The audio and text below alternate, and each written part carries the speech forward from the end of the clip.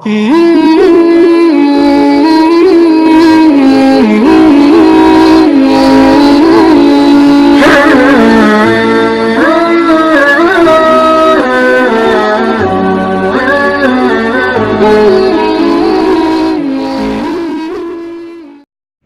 ucap Bismillahirrahmanirrahim, acara lanjutan insyaallah kita mulai. Yang menjadi pemateri dalam acara berikut ini adalah walid ataupun walid di Bakungan. Yang pertama, hal yang menyangkut bagaimana hukum membuat bayi tabung. Artinya sang suami istri secara adat yang berlaku hanya lebih keturunan oleh Allah sehingga dilakukan bayi tabung. Tentu bayi tabung satu daripada dua. Adakala memang berangkat daripada dasar suami sendiri atau memang dicok bahan bibit daripada lain, cuma adalah istri tempat persemaian. Adalah serangkan bibit pada lain ditemui berdoinan. Yang kedua, bagaimana hukum praktek yang terjangkut dengan keadaan biasa, yaitu melakukan judo. Dua hal itu yang akan disampaikan oleh walid di Bakungan, mengingat wateka jim 2, dan insyaallah kira-kira dari buah poin itu akan dapat diselesaikan sebagaimana model yang diharapkan. Walid dengan hormat dan kolege untuk memberi penjelasan dua persoalan. Yang pertama persoalan bayi tabung, dan kedua masalah kejadian sehari-hari yang menyangkut dengan judo. Silakan dengan hormat. Assalamualaikum warahmatullahi wabarakatuh. Alhamdulillah, wassalatu wassalamu ala rasulillah wa ala alihi wa ashabihi wa man tabi'ah. Para abu, baik pemateri, peserta yang Tuhan muliakan, penitia yang telah bersusah payah hingga mewujudkan muzakarah ini juga yang Tuhan muliakan. Para hadirin dan hadirat yang berhadir, yang Tuhan cintai, Bapak Bupati atau yang mewakilinya, dan seluruh jajaran Forkopimda yang hadir, yang Tuhan hormati.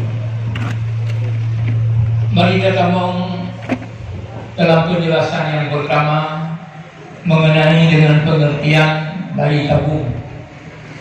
Bayi tabung adalah masalah hadisah, hana jamun. Katakan dalam Quran, katakan dalam hadis, hana, karena bayi tabungnya ciptaan manusia dan kala putus asa keluarga yang hanya menumpuk keturunan. Jadi bayi tabungnya itu yang dekat dengan bayi tabung. Yang dimaksud dengan bayi tabung adalah suatu proses pembuahan sel telur oleh sel sperma di luar tubuh manusia, tepatnya dalam sebuah tabung pembuahan. Setelah sel telur berhasil dibuah ini dan ada dalam fase siap, maka akan dipindahkan dalam rahim perempuan. Ini yang dimaksud dengan bayi tabung. Jadi kon dipesapat mani urina dengan mani organ dipegat pak sebuah proses sampai di manusia, bukan begitu. Tetapi nyokeh lagi perempuan pegahuno sel telur yang nabau lenyang dan sel sperma yang nabau magam dipersahau oleh ahli kesehatan, ahli medis, dipegat pada bawah tempat hingga je ke bawah. Mana hingga je ke bawah hingga kamu sahau dan akan menjadi benih kaji itu biji. Kemudian akannya diputamong dalam rahim olehnya baru berkandung. Jadi pakiban hukum, karena bayi tabungnya dihasilkan dari beberapa proses, maka hukumnya dapat dirincikan sebagai berikut. Lepo, yang menurut pandangan ini. Yang pertama, apabila sperma yang ditabung dan yang dimasukkan ke dalam rahim wanita tersebut ternyata bukan sperma suami istri, maka hukumnya haram dan tidak subut bangsa. Leher yang ada lebuhnya, yang ada sperma di luar negara yang kali siapkan, ada di Penang atau di Kuala Lumpur. Atau sel telur atau olehnya sperma juga ada. Obat di tempat pada tempat hingga kaji ke benih pasal dalam rahim urinam yang kau kuasa daripadanya. Yang nanti mereka itu hukumnya haram. Buat yang tak punya dosa dan menyebut di akhirat. Kemudian ada yang terlahirkan daripada tabung yang sperma go maju pada go yang hukum zina dan anaknya hanya suku bangsa. Hadir tengok anaknya dicok harta fakah dan hadir pula anaknya tengok di pegawai ada di dunia dan hanya warisi dalam segala agama. Yang pertama. B, yang kedua, apabila sperma mani yang ditabung tersebut sperma suami dan juga dari istri,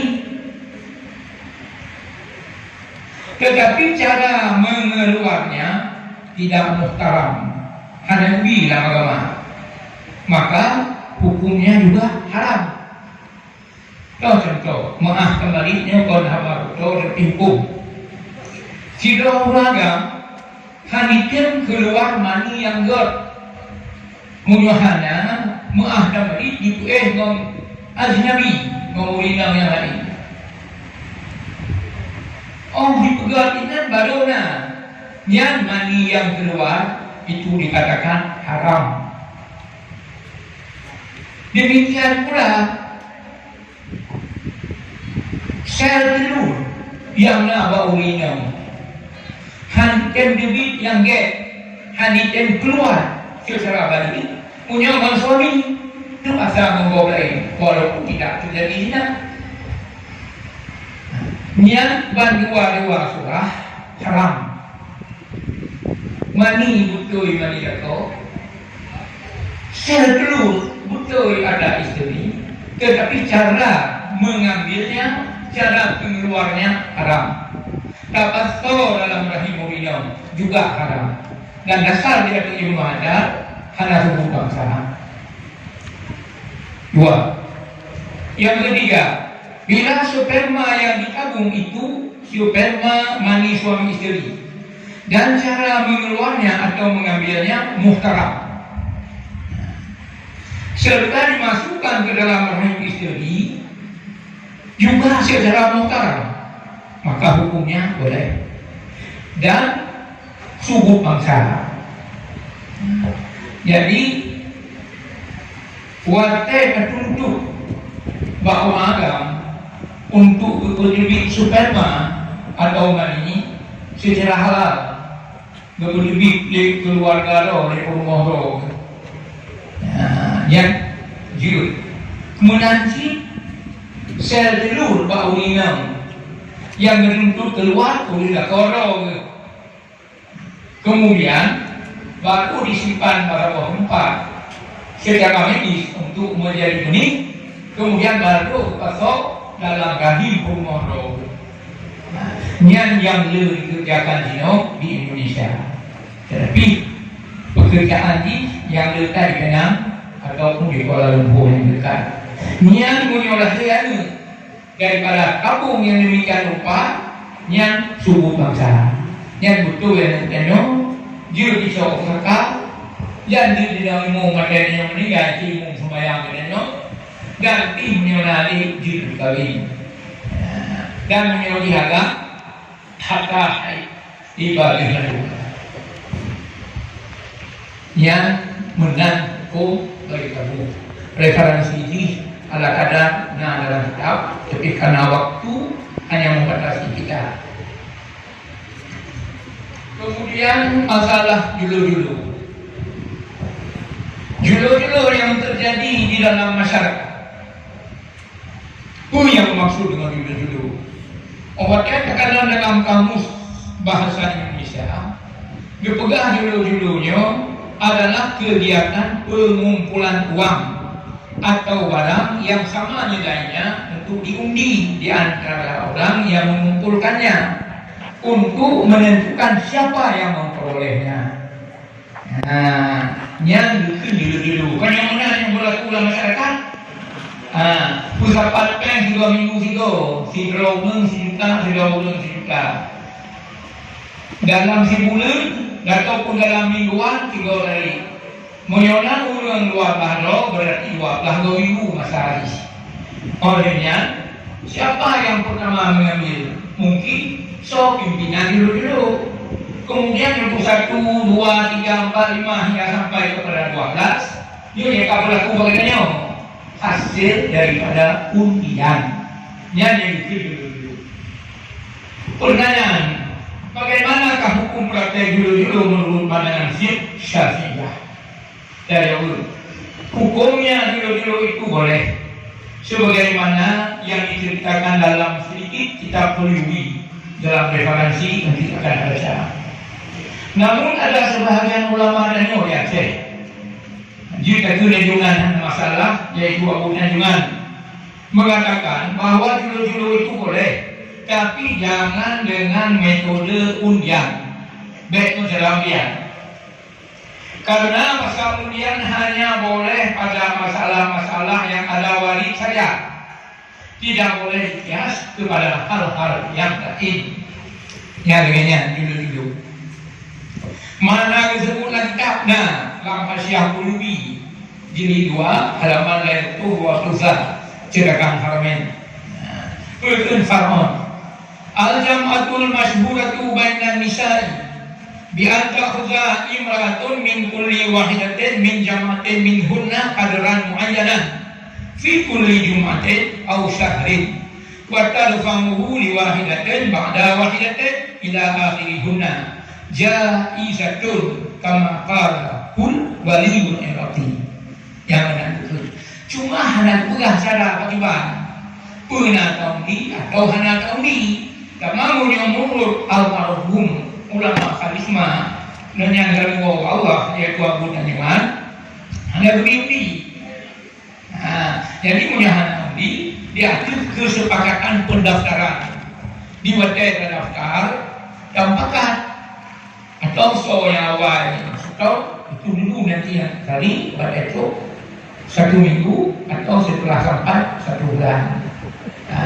Jadi nyok-nyok lagi disepakati julu-julu itu halal jud dalam syariat. Yang lainnya ini yang boleh itu. Jadi insyaallah kam salam tuan penyampaian mengenai dengan bayi tabung dan juga mengenai dengan julu-julu. Wabillahi taufiq wal hidayah. Assalamualaikum warahmatullahi wabarakatuh.